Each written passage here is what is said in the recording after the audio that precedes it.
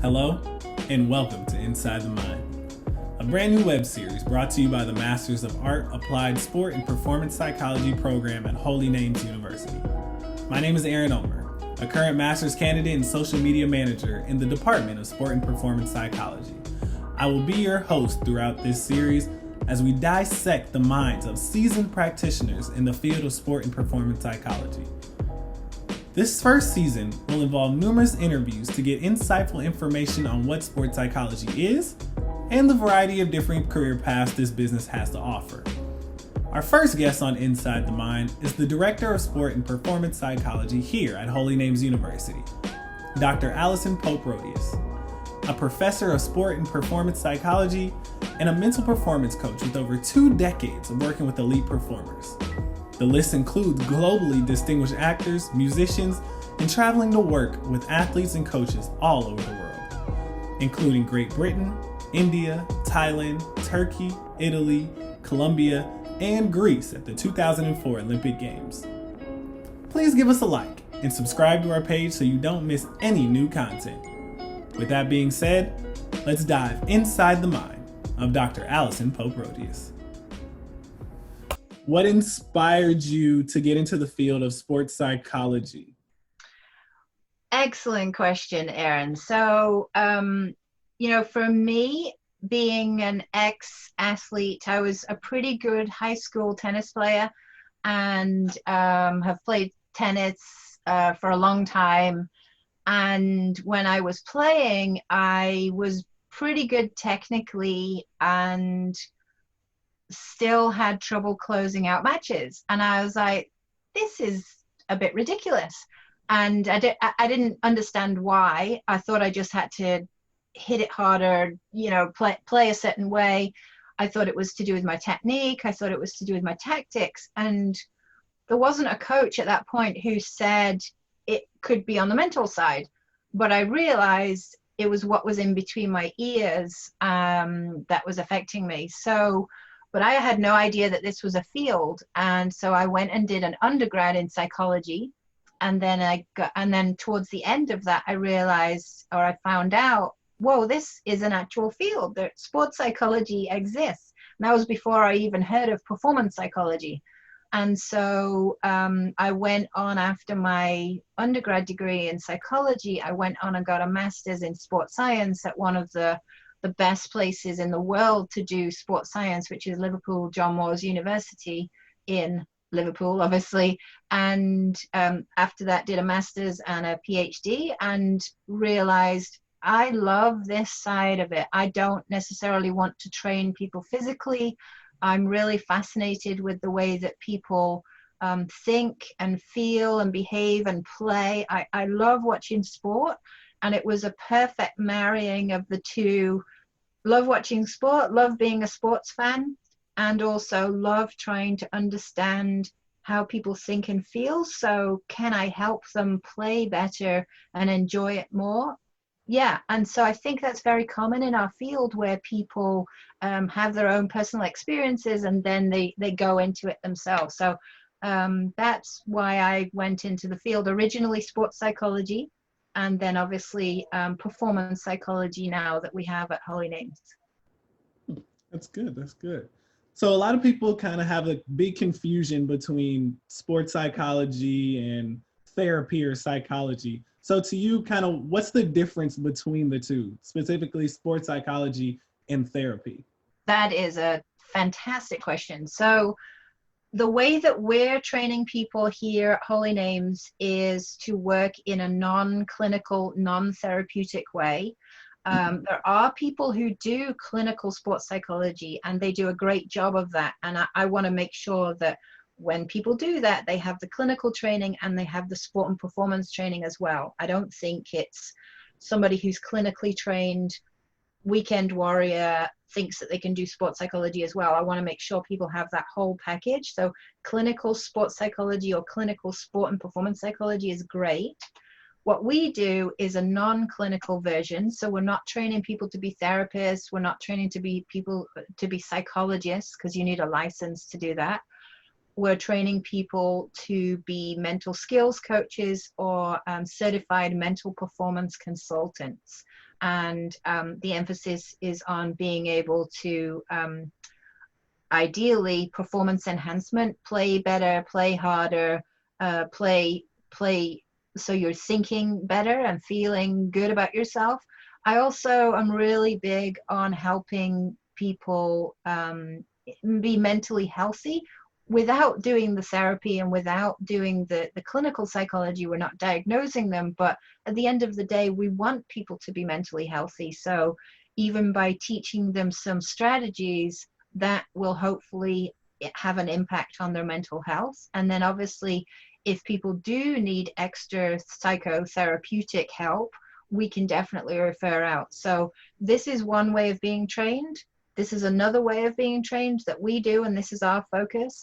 And if somebody does need a referral, we'll absolutely pass them on. Or if somebody is trained from our way of training and the non-therapeutic side, the performance enhancement version, you know, some of those people will move over and also go and get a Ph.D. or a Ph.D. and then get a license. So there's no one better way of being trained. It's just a different way of working, and there's room for everybody in the field. So I think it's a great question and something that people get a little bit confused about. Absolutely. So it comes off as if training is just kind of one of those big things for you, where it's the mental aspect for athletes and as well as future practitioners like myself being inside of this program with you at Holy Names.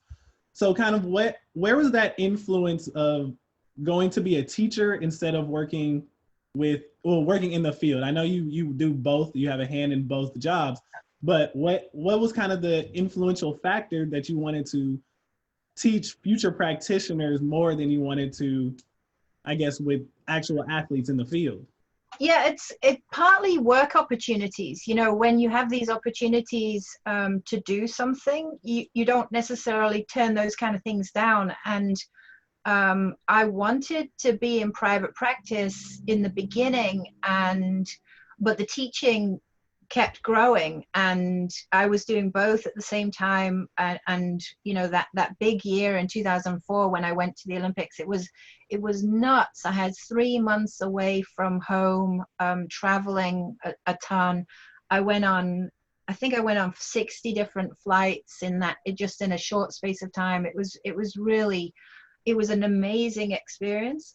But and I was teaching at the same time, and I was trying to train students. And I think what I realized is training students is also a stable income. You know, we have a salary, there's that aspect of it too. And the opportunities just kept coming. So I was doing something right. I was doing a good job. I was training the students, and nobody's ever really pointed out to me, actually. So this is a good observation you made, is the idea of training the athletes, training the students, using the word training to describe all that, because that's a big part of my philosophy. I want people to, the way that I talk about it is, I want you to stand on my shoulders. I want you to do better than me. I want you to use the skills and knowledge that I'm going to help you with, and then I'm going to help you with my network, because I have a big network of professionals, and I know a lot of people, and I love to be able to connect people. So that is a huge motivation for me, to be able to help people get jobs. I want to connect you to others, and I want you to stand on my shoulders and do better, and I'll boost you up as best as I can. So I love that idea, and you know, being a professor just ended up taking up more and more of my time. So I enjoy having a few clients. I work with a high-level actor. I work with a top cricketer.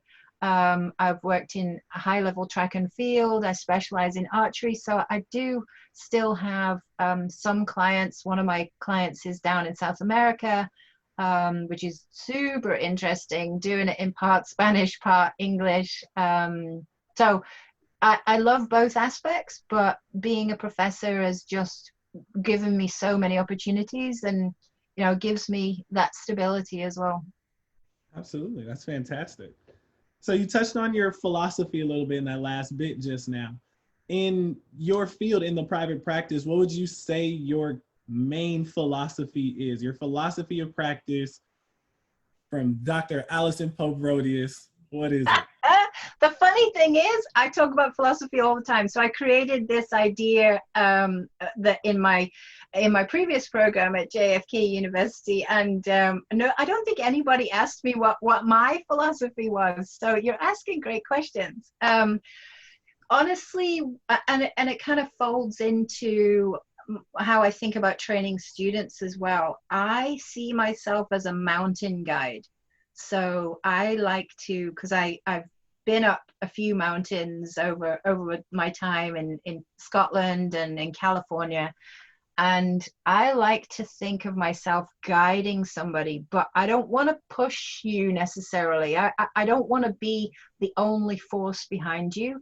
I want to open your eyes to see what's around you, to look at the scenery as you're going along the way. So I'm going to help point you in the right direction, but I'm not going to tell you necessarily which way you should go. And at the end of the day, the way that I work with athletes, and I hope this comes across with students too, I can't do it for you. So you have to do the work, and I'll be there to cheer you on, and you'll be the one who gets to the pinnacle first, because I want you to get to the summit, because I've been to the summit lots of times. So, you know, and I love anything to do with Mount Everest, actually. So I've read a lot about it. I've watched the movies, and that's the way I like to see myself. In terms of my theoretical perspective, CBT, cognitive behavioral therapy, is a big part of how I work. Using the counseling skills from humanistic psychology is definitely a big part in what I do. Self-determination theory plays a big part. And also over the last few years, using mindfulness training and trying to help people get to the level of acceptance. The work of Ken Reviser has really influenced me a lot. He was an amazing man, amazing professor, amazing practitioner, and I met him a few times. I was really grateful to host him at JFK when I was there, and one of the many little things that he used to say is, you know, be comfortable being uncomfortable, and accepting where you are, I think really influenced me, because life isn't a bed of roses. It just doesn't always go the way you want it to. And sometimes you do slip back down, you know, and again, I use that mountain analogy as like coming down a scree slope. So you slip back down. I don't think it's helpful for us to think that life is going to be perfect and we're going to be able to just achieve one goal, then achieve the next goal, and then achieve the next. You know, it's not that straightforward, and people have a lot of things going on in their lives too, and that will impact their performance. So I think all of those things come together to create my philosophy of practice. And the idea of control is also a big one. Again, comes from self-determination theory. And then social support, we know it has a major factor in terms of resilience, and helping people feel good about themselves and feel supported. And so I encourage people to reach out to their networks as well. So I think that's my philosophy of practice. Hey, well, it sounds good to me. I know it sounds good to anybody else who gets the chance to hear this. Kind of in sort of a forward-thinking approach now, kind of where do you believe, or where do you see that this business is going to go in the future? As now, a lot of people don't really understand what sports psychology is, or like the question I mentioned earlier, don't know the difference between what sports psychology is, what therapy is, what a life coach is. All those other different titles all have tremendous different roles in this business. So ours specifically, where do you see sports psychology going in kind of a, let's say 5 years from now? Honestly, my hope and my wish and my hope is that, and I think that more and more people are going to use people trained in sport and performance psychology. I think it will diversify. So that's why I wanted to make sure that our degree includes performance as well. I hope that more and more college teams bring on somebody trained in sports psychology. And I don't mean somebody who just read a book and made it up. I mean somebody truly trained.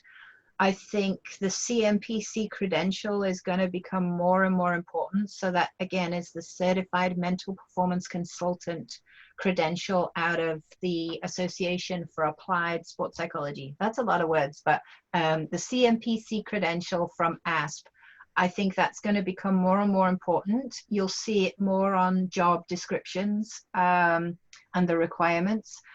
I think more pro teams are going to start using people trained in sports psychology. And again, my hope is that they do truly choose people trained in the field.